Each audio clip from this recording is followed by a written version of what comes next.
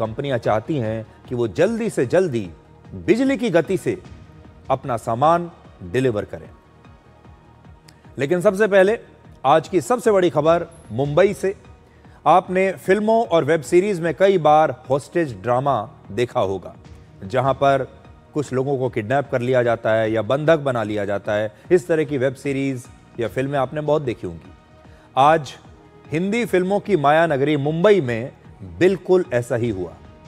वहां पर एक एक्टिंग स्कूल में एक आदमी ने 17 बच्चों को किडनैप कर लिया और इसके साथ साथ 2 और लोगों को भी अपना बंधक बना लिया और वो इन बच्चों को नुकसान पहुंचाने की धमकी देने लगा। ये जो बच्चे थे, इनकी उम्र 14 से 18 साल के बीच है और इन बच्चों को किडनैप करने वाले इस आरोपी का नाम है रोहित आर्या और वो इसी एक्टिंग स्कूल में काम करता था। रोहित आर्या की उम्र है 50 साल और रोहित आर्या के पास पुलिस को एक एयरगन और कुछ केमिकल्स भी मिले हैं।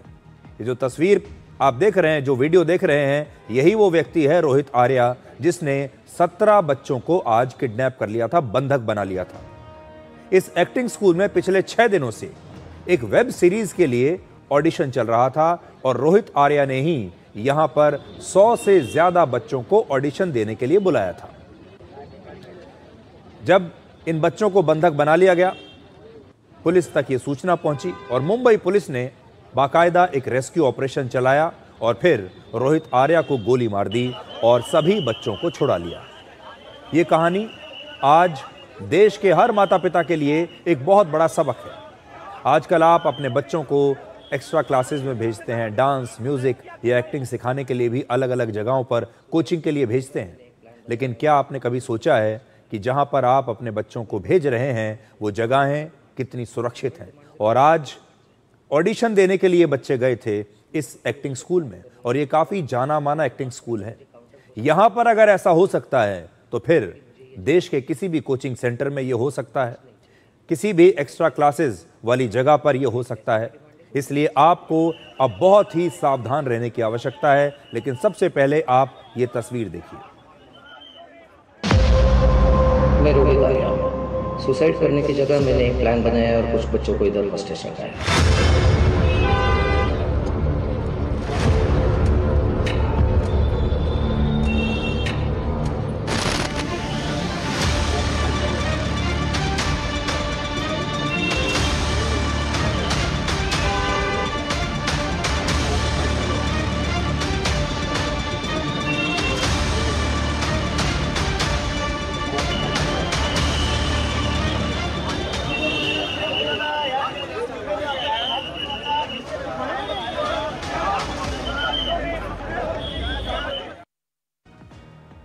बच्चों को बंधक बनाने की ये खबर जैसे ही आई, इस एक्टिंग स्कूल के बाहर इन बच्चों के माता पिता की भीड़ जमा हो गई। वहां पर मौजूद सभी पेरेंट्स अपने बच्चों की सलामती को लेकर, उनकी सुरक्षा को लेकर बहुत ही चिंतित थे। उनके चेहरे पर डर था और इस बात की चिंता थी कि कहीं उनके बच्चों के साथ कुछ अनहोनी ना हो जाए। ये तस्वीरें आप देखिए, माता पिता व्याकुल होकर, बिल्कुल मजबूर होकर इस एक्टिंग स्कूल के बाहर खड़े हुए हैं। एक्टिंग स्कूल के अंदर इस दरिंदे ने बच्चों को बंधक बनाया हुआ है और वो इन बच्चों के साथ कुछ भी कर सकता था। इसके बाद एक्टिंग स्कूल के मैनेजमेंट ने खुद मुंबई पुलिस को फोन करके बच्चों को बंधक बनाए जाने की जानकारी दी और ठीक उसी समय बंधक बनाए गए कुछ बच्चे एक्टिंग स्कूल की खिड़की के सामने खड़े होकर बाहर से मदद मांगने लगे। ये तस्वीरें भी आपके सामने हैं। सोचिए उन बच्चों की हालत उस समय क्या रही होगी, उनके माता पिता की हालत क्या रही होगी। थोड़ी देर के लिए अपने आप को उनकी जगह रखकर देखिए। बच्चों की ऐसी हालत देखकर उनके माता पिता और भी ज्यादा परेशान हो गए। बहुत सारे माता पिता ऐसे थे जो बाहर खड़े हुए थे, अपने बच्चे को शीशे के उस पार मदद मांगते हुए देख रहे थे, लेकिन कुछ कर नहीं सकते थे। इन बच्चों के माता पिता ने कल्पना भी नहीं की होगी कि आज उन्हें सचमुच में एक अपराध की वेब सीरीज की कहानी का इस प्रकार से सामना करना पड़ेगा। आज दोपहर करीब 2 बजे मुंबई पुलिस की क्विक रिस्पांस टीम यानी QRT इस मौके पर पहुंची और QRT को मुंबई में 26/11 के आतंकवादी हमलों के बाद खास तौर पर इसका गठन किया गया था और इसका काम बंधकों को छुड़ाना और आतंकवादी हमलों का मुकाबला करना है। QRT जो है ये फोर्स इसी चीज के लिए तैयार की गई है, ऐसी स्थिति के लिए तैयार की गई है। उन्हें इसी स्थिति का सामना करने के लिए ही विशेष ट्रेनिंग दी गई है। और QRT के पहुंचने से पहले मुंबई पुलिस के अधिकारियों ने इस किडनैपर रोहित आर्या से बातचीत करके बच्चों को छुड़ाने की काफी कोशिश की, उसे बहुत समझाया। लेकिन जब रोहित ने बच्चों को नहीं छोड़ा तब पुलिस और QRT ने अपना रेस्क्यू ऑपरेशन शुरू किया। और फिर ये सारे कमांडोज बाथरूम के रास्ते इस एक्टिंग स्कूल की बिल्डिंग के अंदर प्रवेश कर गए और ये रेस्क्यू ऑपरेशन करीब 1 घंटे तक चला, जिसमें इस आरोपी ने पुलिस पर फायरिंग की और बंधकों को बचाने के लिए पुलिस ने भी जवाब में इस पर गोली चलाई और गोली सीधे रोहित आर्या को लगी और बाद में अस्पताल में उसकी मौत हो गई। लेकिन आप अंदाजा भी नहीं लगा सकते कि उस समय जब ये रेस्क्यू ऑपरेशन चल रहा होगा तो जो रेस्क्यू करने वाली टीम है, मुंबई पुलिस के जो कमांडोज हैं, उन पर भी कितना दबाव होगा, क्योंकि ये व्यक्ति कुछ भी कर सकता था। बच्चों को बंधक बनाने के दौरान वहां पर क्या हो रहा था, ये आप वहां मौजूद लोगों से खुद सुनिए। वेब सीरीज़ में काम देते करके इन्होंने एक पोस्टर अलॉट किया था, बच्चों को वेब सीरीज़ में काम मिलेगा करके बच्चों का सिलेक्शन हुआ था। तो आज दोपहर में बच्चे जब बाहर नहीं निकले खाना खाने के समय में तो पता डाला कि किडनैप हुए। जब पुलिस की टीम यहाँ पर हालचाल मचाने आई तो समझ में आया सही में किडनैप हुआ है करके, क्योंकि ऐसा तो लग रहा था कि शूटिंग है ये है, तो ऐसा फिर बाद में जो समझ में आया कि सही में किडनैप हुआ है। तो मतलब बच्चे लोगों ने इशारा किया, फिर किसी ने यहाँ से बोला पुलिस स्टेशन में कि ऐसा ऐसा हो रहा है इधर, तभी पुलिस वाले तुरंत पवई पुलिस स्टेशन जो तुरंत इधर आ गए। पुलिस वाले अंदर ही बच्चों लोग के ऊपर गन ताने हुए था, नहीं दिख नहीं रहा था, लेकिन पुलिस मतलब अंदर से बोल रहा था, वीडियो कॉल कर रहा था, वो वीडियो दिखा रहा था। वो माहौल तो बहुत खौफनाक था क्योंकि बच्चे लोग का जान खतरे में था ना। अब सोचिए, इस आरोपी रोहित आर्या ने बच्चों को ऑडिशन के लिए बुलाया और माता पिता ने इस पर भरोसा करके, इस एक्टिंग स्कूल पर भरोसा करके अपने बच्चों को वहां ऑडिशन देने के लिए भेज भी दिया। इसकी एक और वजह यह भी है कि जिस स्टूडियो में यह ऑडिशन हो रहा था उसका नाम है RA स्टूडियो, जो करीब 10 साल पुराना है और वहां का एक जाना माना एक्टिंग स्कूल है। लोग उस पर विश्वास करते हैं। एक और वजह है कि आजकल हर माता पिता ये चाहता है कि उनका बच्चा वेब सीरीज में काम करे, फिल्मों में काम करे, एक्टिंग करे या म्यूजिक में जाए, जिसमें कोई खराबी नहीं है। हर माता पिता चाहता है कि उसके बच्चे के अंदर अगर कोई टैलेंट है, कोई हुनर है, तो वो सामने आना चाहिए। और इसीलिए आजकल आपने देखा होगा माता पिता अपने बच्चों को इस तरह की कोचिंग के लिए, ट्रेनिंग के लिए, एक्स्ट्रा क्लासेस के लिए, म्यूजिक सीखने, डांस सीखने या फिर एक्टिंग सीखने के लिए बाहर भेजते हैं। और ऑडिशंस में जाना भी बच्चों के लिए एक आम बात है। इसलिए ऑडिशन की कॉल मिलते ही बड़ी संख्या में बच्चे यहां पर पहुंच गए और आमतौर पर बच्चे दूसरी जगह भी पहुंच जाते हैं। इससे पहले रोहित आर्या ने एक वीडियो जारी किया जिसमें वो ये बता रहा है कि उसने इन बच्चों को बंधक क्यों बनाया। सबसे पहले आप रोहित आर्या का ये वीडियो भी देखिए। मैं रोहित आर्या, सुसाइड करने की जगह मैंने एक प्लान बनाया और कुछ बच्चों को इधर हॉस्टेज रखा है। मेरे को ज़्यादा डिमांड्स नहीं है, बहुत सिंपल डिमांड्स है, बहुत मॉरल डिमांड्स है, बहुत एथिकल डिमांड्स है। और मेरे कुछ सवाल है, मुझे कुछ लोगों से बात करनी है, उनको सवाल पूछने हैं, उनके जवाब पर अगर मुझे काउंटर क्वेश्चन है तो मुझे काउंटर क्वेश्चन पूछना है। लेकिन मुझे ये जवाब चाहिए, मुझे दूसरा कुछ नहीं चाहिए। ना मैं टेररिस्ट हूँ, ना मेरी बहुत बड़ी पैसों की डिमांड है, कुछ भी पैसों की डिमांड तो है ही नहीं, इमोरल तो बिल्कुल भी नहीं है।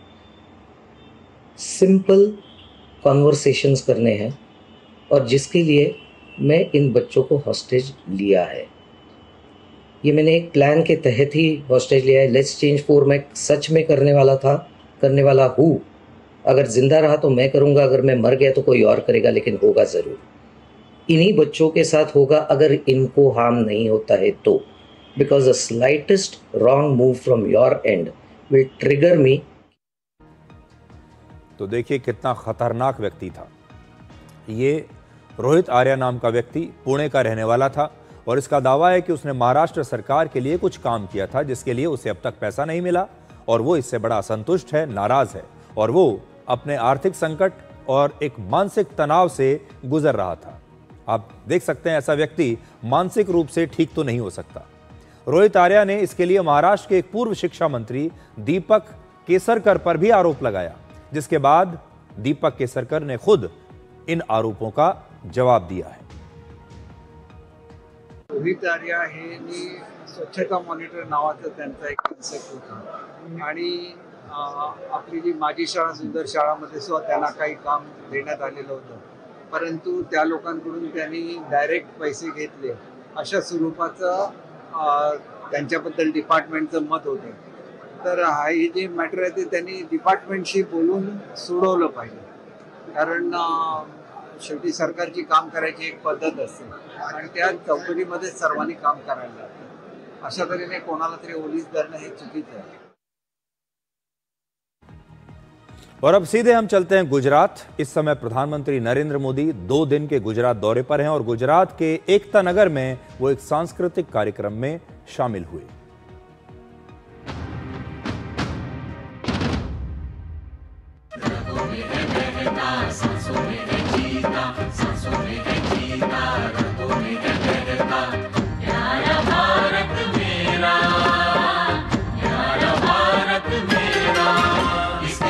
की ये गाथा सपूतों की गाथा, वीरों की ये गाथा सपूतों की गाथा। नमामि भारत माता नमामि,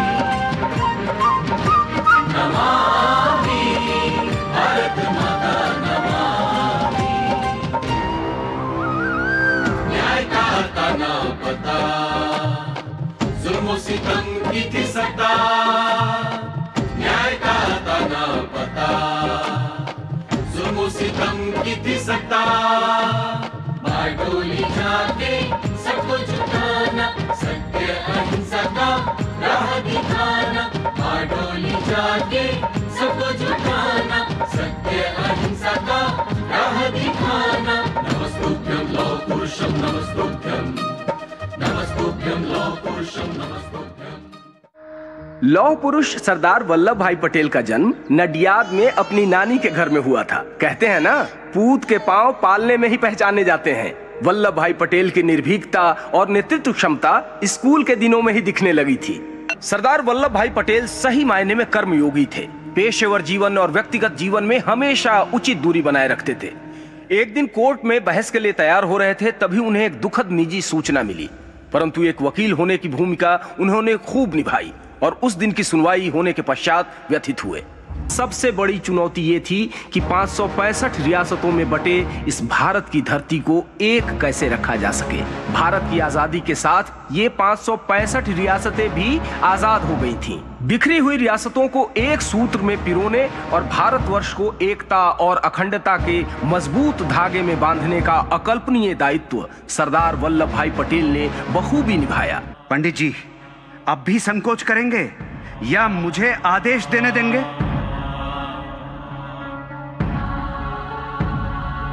कभी कभी संवाद से नहीं, दृढ़ कदम से ही इतिहास बनता है।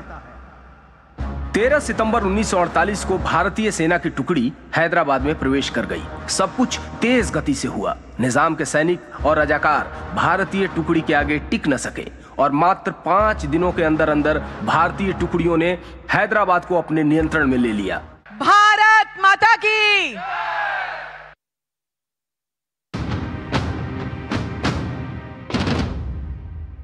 रगों में है बहना, सांसों में है जीना, सांसों में है जीना, रगों में है बहना। प्यारा भारत मेरा, प्यारा भारत मेरा।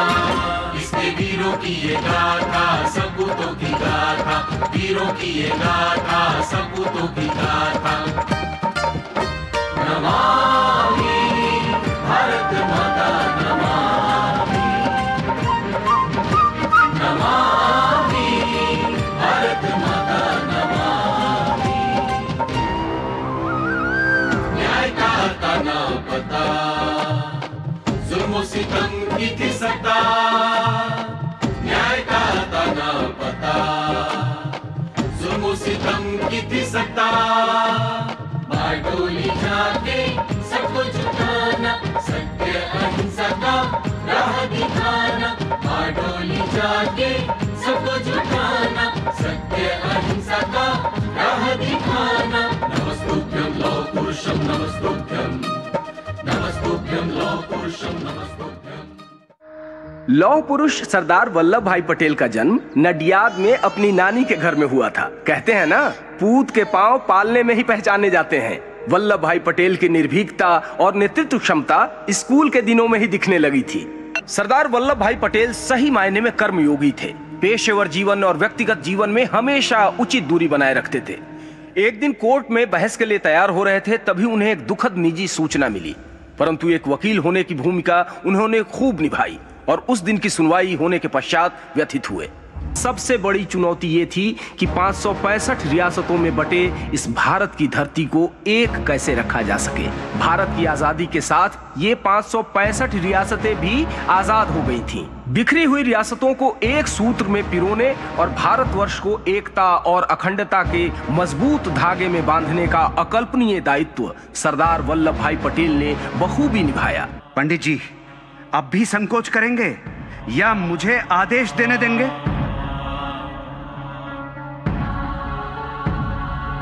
कभी कभी संवाद से नहीं, दृढ़ कदम से ही इतिहास बनता है। 13 सितंबर 1948 को भारतीय सेना की टुकड़ी हैदराबाद में प्रवेश कर गई। सब कुछ तेज गति से हुआ। निजाम के सैनिक और रजाकार भारतीय टुकड़ी के आगे टिक न सके और मात्र 5 दिनों के अंदर अंदर भारतीय टुकड़ियों ने हैदराबाद को अपने नियंत्रण में ले लिया। भारत माता की। तो ये जो कार्यक्रम आप देख रहे थे, ये सरदार पटेल की 150वीं जयंती पर था और आप जानते हैं कि 31 अक्टूबर को सरदार पटेल की जयंती है, जिसे हम राष्ट्रीय एकता दिवस के तौर पर मनाते हैं। और प्रधानमंत्री मोदी के इस गुजरात दौरे के बाद एक बार फिर से मैं वापस आपको मुंबई में लेकर चलता हूं, जहां पर बच्चों को आज किडनैप कर लिया गया था। रोहित आर्या नाम का ये जो व्यक्ति है, ये इसका एनकाउंटर आज हुआ, जिसमें ये मारा गया और अब इस पूरे केस की जांच मुंबई क्राइम ब्रांच को सौंप दी गई है, जो आगे इस जांच को पूरा करेगी। लेकिन इस पूरी घटना में जो सबसे अच्छी बात है वो ये कि सभी बच्चों को बिल्कुल ठीक ठाक सुरक्षित तरीके से बचा लिया गया और एक बहुत बड़ा खतरा टल गया। इससे ये पता चलता है कि हमारी जो फोर्सेस हैं, हमारा जो रिस्पॉन्स टाइम होना चाहिए इस तरह की घटनाओं को लेकर, वो आज बिल्कुल ठीक था। मुंबई पुलिस ने बिल्कुल ठीक काम किया, समय पर पहुंच गए, रेस्क्यू ऑपरेशन बिल्कुल सही रहा, कुछ गलती नहीं हुई और इन सारे बच्चों को सुरक्षित इनके घर पहुंचा दिया गया। मुंबई की ये घटना देश के सभी पेरेंट्स के लिए एक बहुत बड़ा सबक है। उन्हें एक बात समझनी होगी कि आपके और आपके बच्चों के सपने ज़रूरी हैं, लेकिन उनकी सुरक्षा उससे भी ज़्यादा ज़रूरी है, क्योंकि इस बार पुलिस वक्त पर पहुंच गई। पर ज़रूरी नहीं कि हर बार ऐसा ही हो, इसलिए अपने बच्चों के लिए आपको खुद भी अब बहुत सावधान रहना होगा। आपके बच्चे कहाँ जाते हैं, वो जगह कितनी सुरक्षित है, वो कैसे जा रहे हैं, किससे मिलने के लिए जा रहे हैं, ये सारी जानकारी आपको पहले से रखनी चाहिए। और ये सबक लेते हुए आज आपको ये तय करना होगा कि कल से जब भी आपके बच्चे कहीं बाहर जाएंगे तो आप पहले से कहीं ज़्यादा सुरक्षित उन्हें बचाने के लिए और सजग उन्हें रहेंगे। इस पूरे मामले को लेकर सावधान रहेंगे। अब बात करते हैं बॉर्डर पर भारतीय सेना के पराक्रम की। सेना में एक कहावत